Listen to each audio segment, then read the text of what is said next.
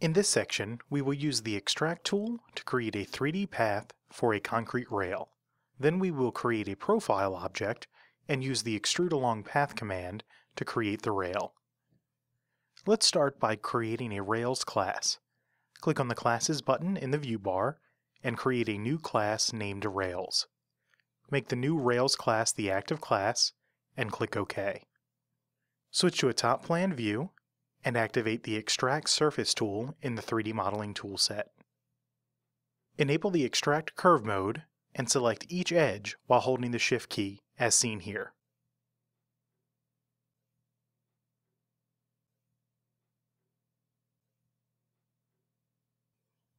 Once all edges are selected, click the green checkmark button in the toolbar and extract the NURBS curves. The NURBS curves are grouped together. Go to Modify, Ungroup to ungroup the NURBS curves. With all the NURBS curves selected, go to Modify, Compose. Double-click on the Rectangle tool in the Basic palette. Set the width to 0.4 and the height to 0.6. Make sure Position at Next Click is checked, and click OK. Click in a blank area to place the rectangle. Select both the rectangle and the NURBS curve. Go to Model, Extrude Along Path. Use the arrows to set the NURBS curve as the path object. Check the Lock Profile Plane option, and click OK. Double-click on the concrete rail object, select to edit the profile, and click OK. Move the rectangle so the bottom right corner is at x and y equals 0. Click the Profile Exit button in the top right corner of the screen. Note, depending on the curve you created, you may find that the Extrude Along Path object hangs over the edge of the slope. If this is the case, double-click on the Extrude Along Path object, select to edit the path, and click OK. Activate the Trim tool in the Basic palette and enable the first mode, Point Split mode. Click along the path to split the NURBS curve. Switch to the Selection tool, select only the end segment, and press Delete. Click Path Exit. Now, let's use the Taper tool to reshape the ends of the rail. The ends of the concrete rail came to an abrupt end. We will taper the ends for a better look. Switch to a left isometric view and zoom in on the right end of the Extrude Along Path. Activate the Taper Face tool in the 3D Modeling toolset and enable the first mode, Tangent Face mode. We need to use the bottom face of the concrete rail object as the reference face for the taper. Position the cursor over the end of the concrete rail object. To select the subface, hold the Alt key on Windows or the Option key on Mac. When the bottom surface of the concrete rail highlights in red, click once to set the reference plane. Now, set the taper face to the end face of the concrete rail. Move the cursor to the right and set the taper angle to about 80 degrees. Repeat this action for the other end of the concrete rail. We will create 3D handrails for the steps and slopes of the skate park.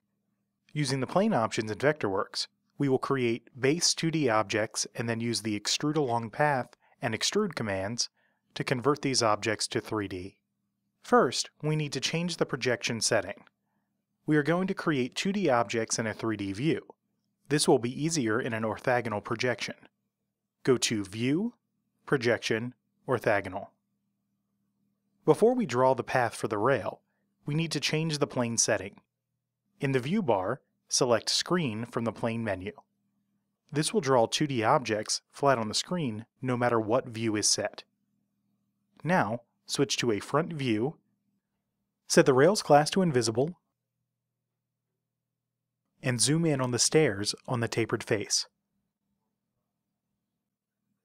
Next, let's draw the path for the rail. Activate the Line tool in the Basic palette, enable the Unconstrained and Vertex modes in the toolbar. We are going to trace the tapered face below the stairs. Place the cursor at the top step where the top tread intersects the upper level of the concrete base. Click once to start the polygon. Move the cursor down and to the left along the tapered face. Click once more at the intersection of the bottom step and the concrete base to complete the line. Now we need to move the line up. With the object selected, in the Y field in the Object Info palette, simply type +1 to the right of the current value and press Enter or Return. In most numerical fields, you can perform arithmetic. Vectorworks will calculate the values automatically. Next, let's extend the rail at the top of the stairs. With the line tool still active, click once at the top endpoint of the line we just moved. Move the cursor to the right, press the Tab key to enter the floating data bar, set the length to 1.25, and press Enter or Return twice to complete the operation. Select both line objects and go to Modify, Compose. We now have our path object. Let's use the Rectangle tool in the Basic palette to create a profile object for the railing. Double-click on the Rectangle tool and set the width and height to 0.1 and click OK. Click once below the path object to place the profile. Before using the Extrude Along Path command to create the 3D rail, we need to change the plane of the path object. In the Object Info palette, change the plane to Layer. This will project the object onto a 3D plane that is aligned with our current front view.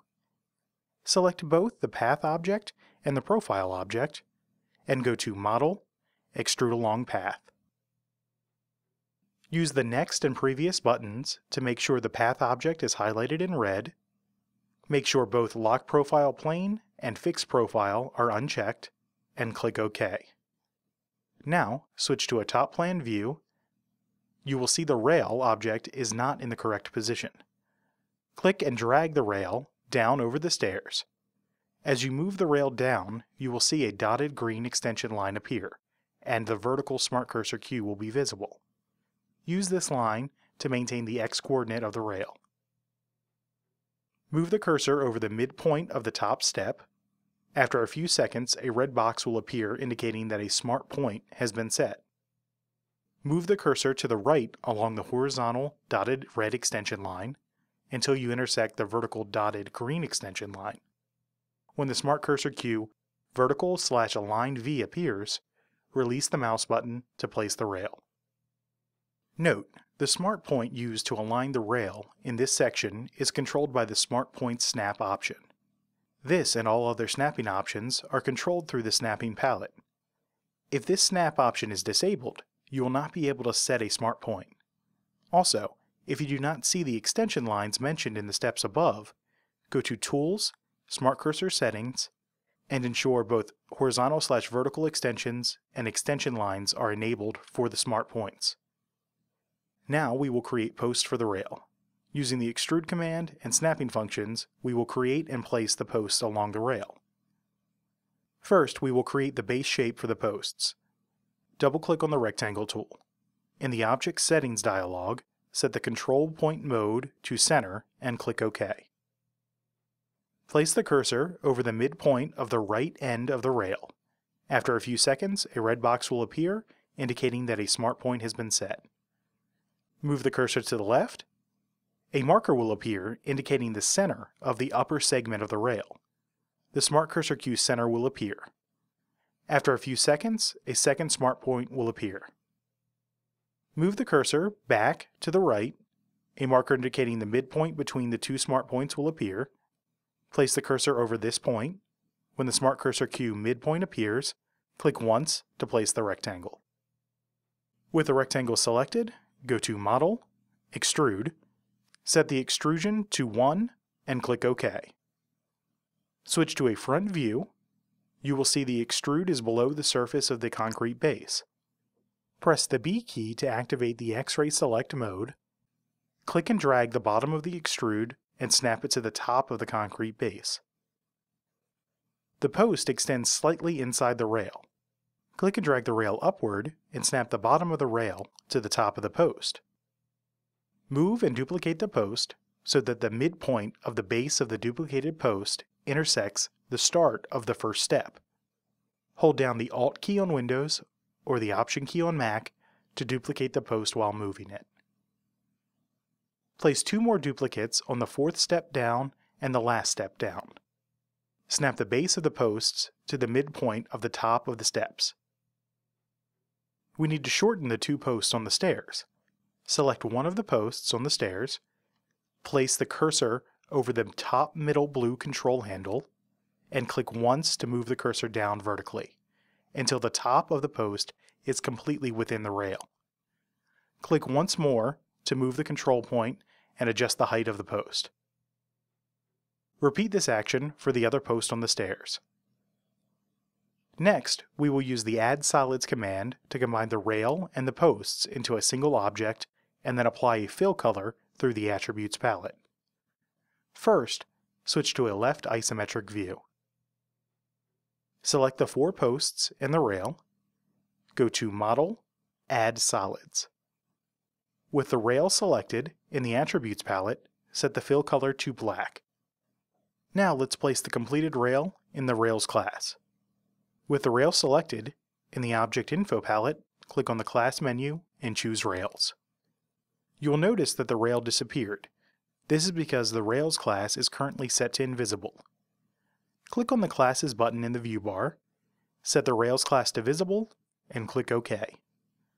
Note, you can use the same workflow to create other rails in the file. If you would like to, use the techniques described above to create 2 more rails, one in the center of the tapered face and the other on the curved stairs.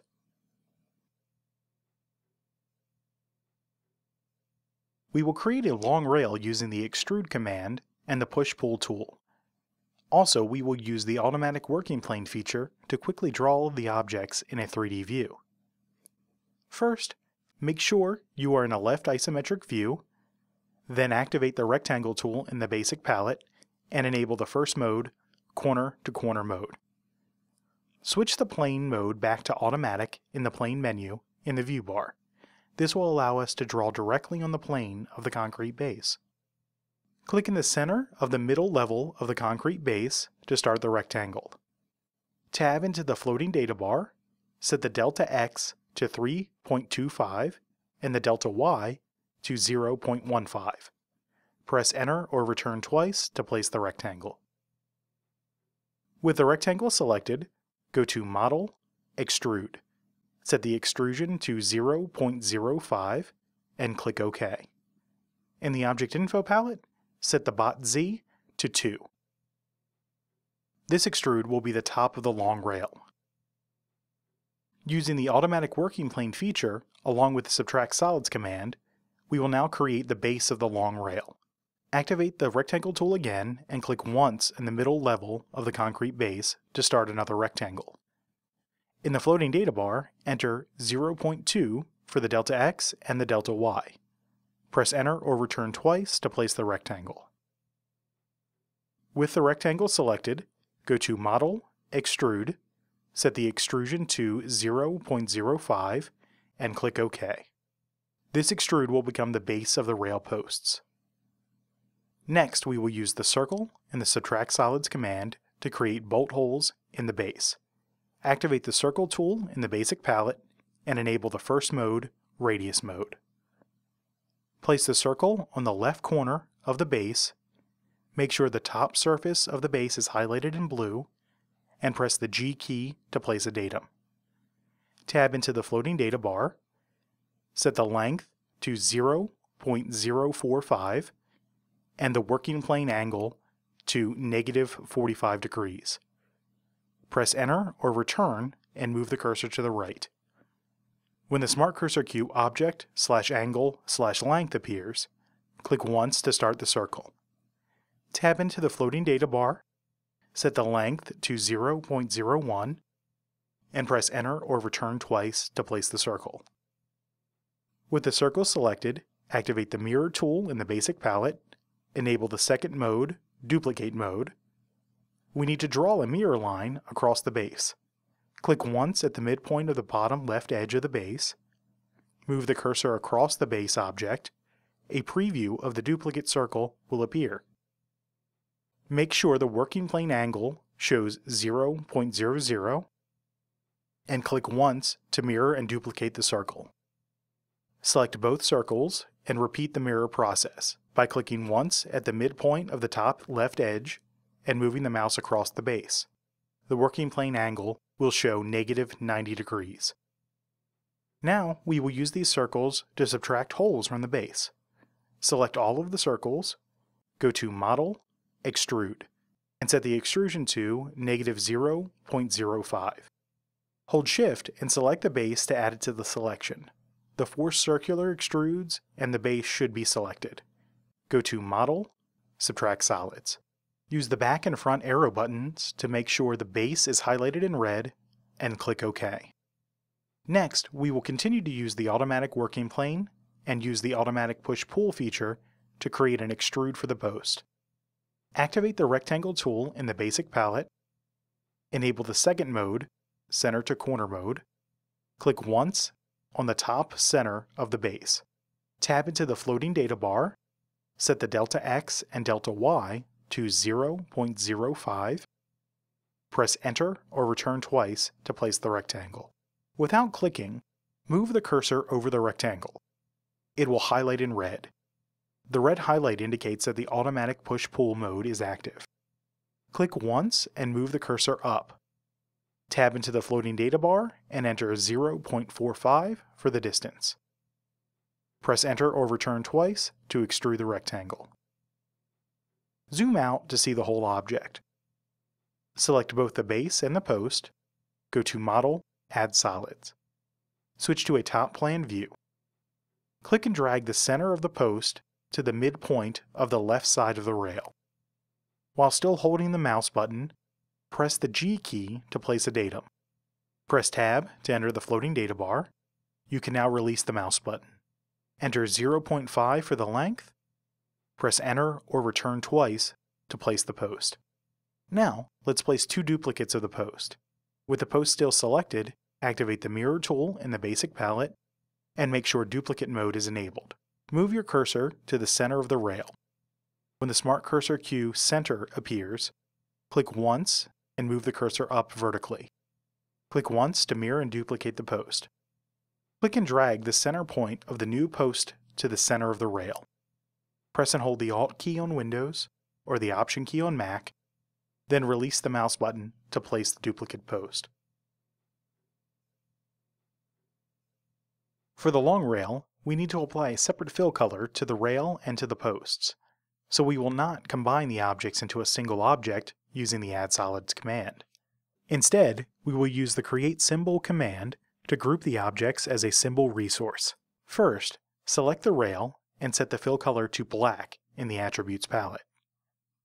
Now select the rail and the 3 posts. Go to Modify, Create Symbol. In the Create Symbol dialog, name the symbol Long Rail, choose Next mouse click under Insertion Point, and click OK.